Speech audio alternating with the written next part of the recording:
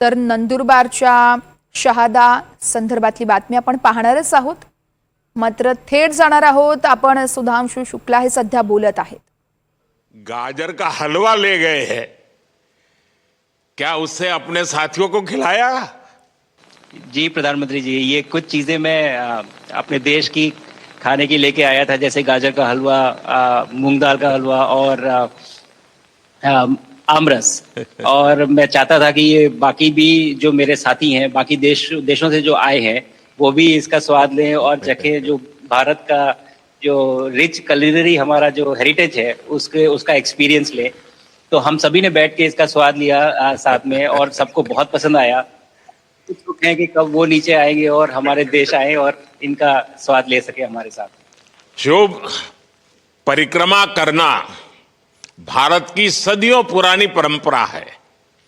आपको तो पृथ्वी माता की परिक्रमा का सौभाग्य मिला है।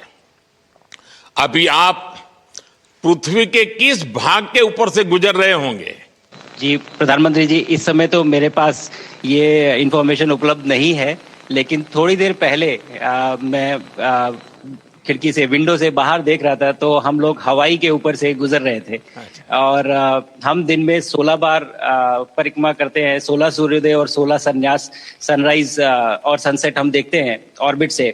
और बहुत ही अचंभित कर देने वाला ये पूरा प्रोसेस है। इस परिक्रमा में, इस तेज गति में, हम इस समय करीब 28,000 किलोमीटर प्रति घंटे की रफ्तार से चल रहे हैं आपसे बात करते वक्त। और ये गति पता नहीं चलती क्योंकि हम तो अंदर हैं, लेकिन कहीं ना कहीं ये गति जरूर दिखाती है कि हमारा देश कितनी गति से आगे बढ़ रहा है इस समय, कि हम यहाँ पहुंचे हैं और अब यहाँ से और आगे जाना है। अच्छा शुभ, अंतरिक्ष की विशालता देखकर सबसे पहला विचार क्या आया आपको? प्रधानमंत्री जी, सच में बोलूं तो जब पहली बार हम लोग ऑर्बिट में पहुंचे, अंतरिक्ष में पहुंचे, तो पहला जो व्यू था वो पृथ्वी का था। और पृथ्वी को बाहर से देख के जो पहला ख्याल और पहला जो थॉट मन में आया वो ये था कि पृथ्वी बिल्कुल एक दिखती है। मतलब बाहर से कोई सीमा रेखा नहीं दिखाई देती, कोई बॉर्डर नहीं दिखाई देता।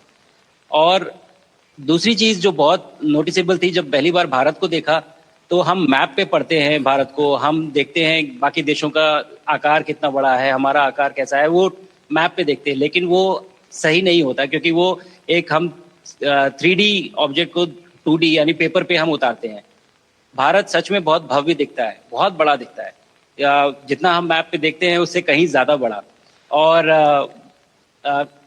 जो वननेस की फीलिंग है, पृथ्वी की वननेस की फीलिंग है, जो हमारा भी मोटो है कि अनेकता में एकता, वो बिल्कुल उसका महत्व ऐसा समझ में आता है बाहर से देखने में कि लगता है कि कोई बॉर्डर एग्जिस्ट ही नहीं करता, कोई राज्य नहीं एग्जिस्ट करता, कंट्रीज नहीं एग्जिस्ट करती। फाइनली हम सब ह्यूमैनिटी का पार्ट है और अर्थ हमारा एक घर है और हम सब के सब उसके सिटीजन्स हैं। शुभांशु, स्पेस स्टेशन पर जाने वाले आप पहले भारतीय हैं। आपने जबरदस्त मेहनत की है, लंबी ट्रेनिंग करके गए हैं। अब आप रियल सिचुएशन में है, सच में अंतरिक्ष में है। वहां की परिस्थितियां कितनी अलग हैं, कैसे एडप्ट कर रहे हैं? यहाँ पे तो सब कुछ ही अलग है प्रधानमंत्री जी। ट्रेनिंग की हमने पिछले पूरे 1 साल में। सारे सिस्टम्स के बारे में मुझे पता था, सारे प्रोसेस के बारे में मुझे पता था, एक्सपेरिमेंट्स के बारे में मुझे पता था। लेकिन यहाँ आते ही सडनली सब चेंज हो गया। बिकॉज हमारे शरीर को ग्रेविटी में रहने की इतनी आदत हो जाती है कि हर एक चीज उससे डिसाइड होती है। पर यहाँ आने के बाद चूंकि ग्रेविटी, माइक्रो ग्रेविटी है, एब्सेंट है, तो छोटी छोटी चीजें भी बहुत मुश्किल हो जाती हैं। अभी आपसे बात करते वक्त मैंने अपने पैरों को बांध रखा है, नहीं तो मैं ऊपर चला जाऊंगा।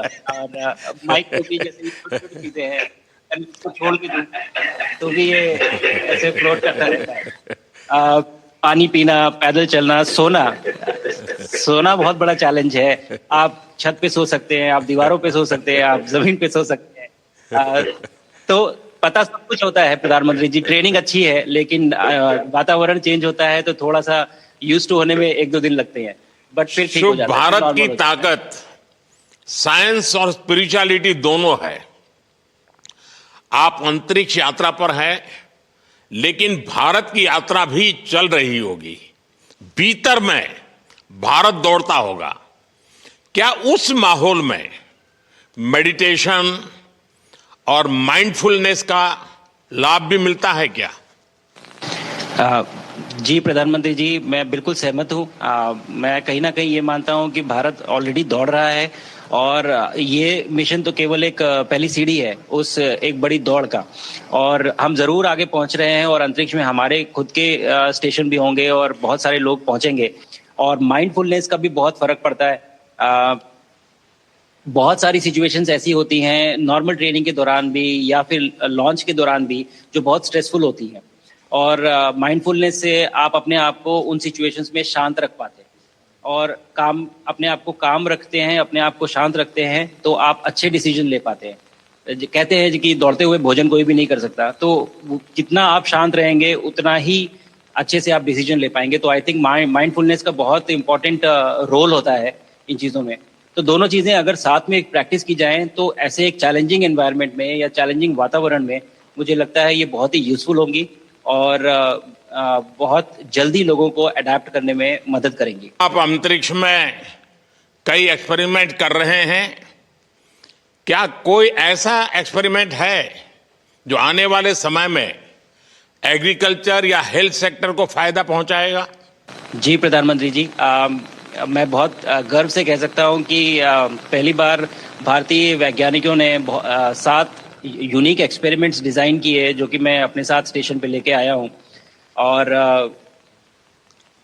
पहला एक्सपेरिमेंट जो मैं करने वाला हूं, जो कि आज ही के दिन में शेड्यूल्ड है, वो है स्टेम सेल्स के ऊपर।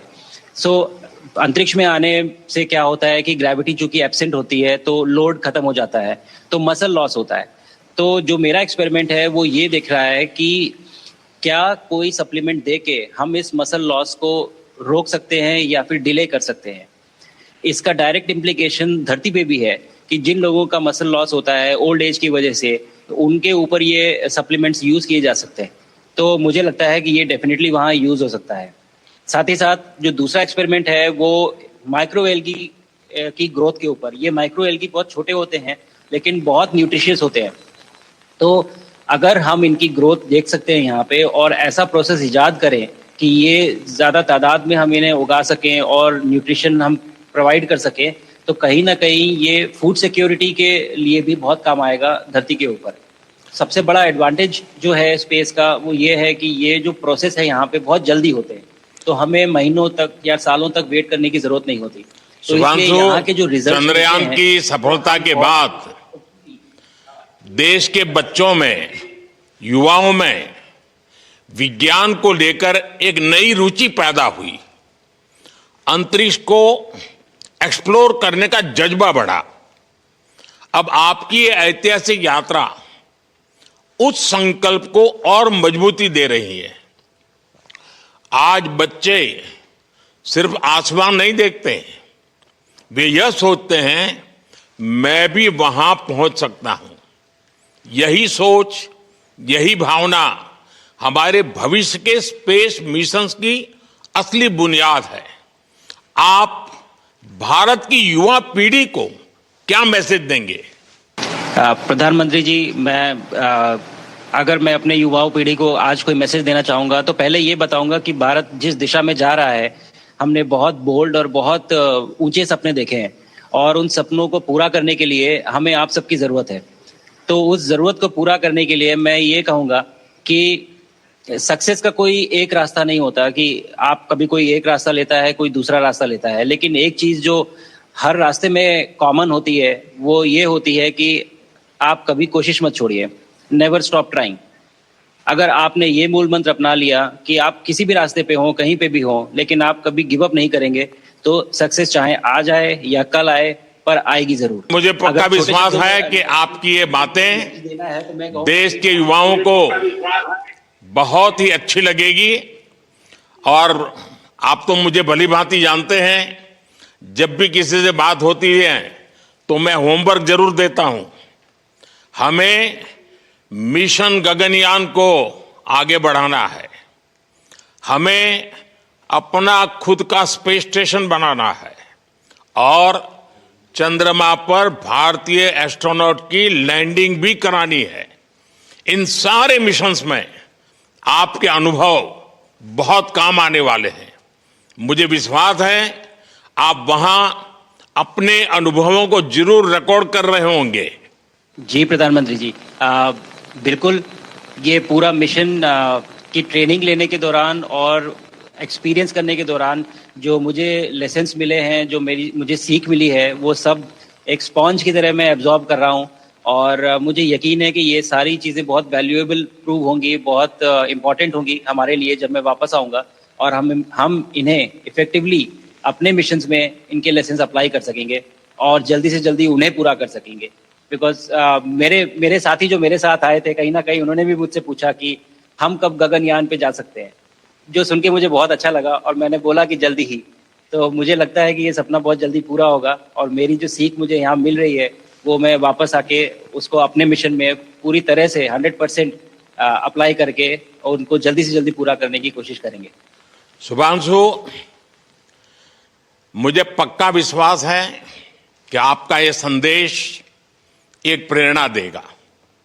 और जब हम आपके जाने से पहले मिले थे, आपका परिवारजन के भी दर्शन करने का अवसर मिला था और मैं देख रहा हूं कि आपके परिवारजन भी सभी उतने ही भावुक है, उत्साह से भरे हुए हैं। शुभांशु, आज मुझे आपसे बात करके बहुत आनंद आया। मैं जानता हूं आपके जिम में बहुत काम है और 28,000 किलोमीटर की स्पीड से काम कर रहे हैं आपको, तो मैं ज्यादा समय आपका नहीं लूंगा। आज मैं विश्वास से कह सकता हूं कि ये भारत के गगनयान मिशन की सफलता का पहला अध्याय है। आपकी यह ऐतिहासिक यात्रा सिर्फ अंतरिक्ष तक सीमित नहीं है, यह हमारी विकसित भारत की यात्रा को तेज गति और नई मजबूती देगी।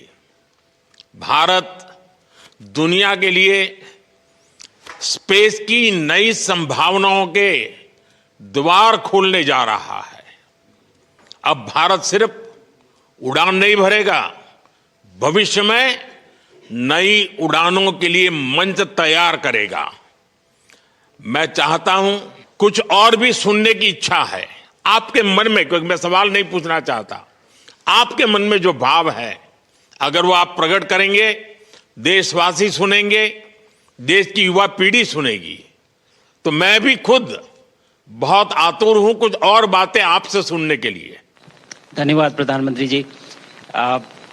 यहाँ ये पूरी जर्नी जो है, ये अंतरिक्ष तक आने की और यहाँ ट्रेनिंग की और यहाँ तक पहुँचने की, इसमें बहुत कुछ सीखा है प्रधानमंत्री जी मैंने। लेकिन यहाँ पहुँचने के बाद मुझे पर्सनल एकम्प्लिशमेंट तो एक है ही, लेकिन कहीं ना कहीं मुझे ये लगता है कि ये हमारे देश के लिए एक बहुत बड़ा कलेक्टिव अचीवमेंट है।